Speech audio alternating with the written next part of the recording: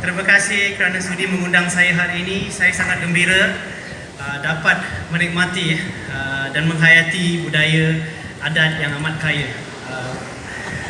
Selama ini saya tahu kalau cakap Minang ingat nasi padang saja.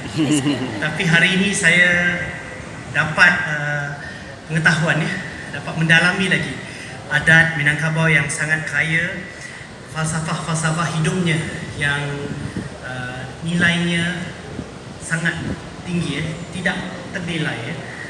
Saya juga sangat tertarik dengan kesungguhan persatuan yang diterajui oleh Pak Mara dan juga aktivis-aktivis seperti Datuk Rusnani dan juga rakan-rakan dari Indonesia dan sebagainya untuk sama-sama memperjuangkan bangsa, memastikan yang tradisi kita ini tidak hilang di tenggelam zaman.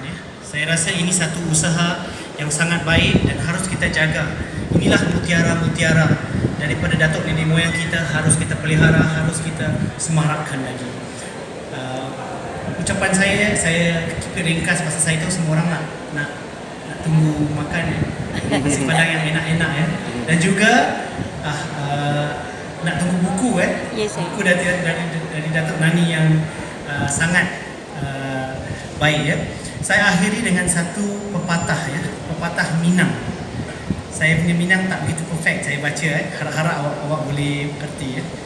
Nana kuria ialah tinggi, nan merah ialah sagu, nan bailah ialah budi, nan indah ialah basuh. Kenal tak? Jangan lupa bicara kata seperti ini. Marilah kita sama-sama pastikan anak muda kita, generasi seterusnya dapat terus menghargai, menghayati budaya kita yang amat kaya ini. Terima kasih orang Minang. Assalamualaikum warahmatullahi wabarakatuh. Waalaikumsalam.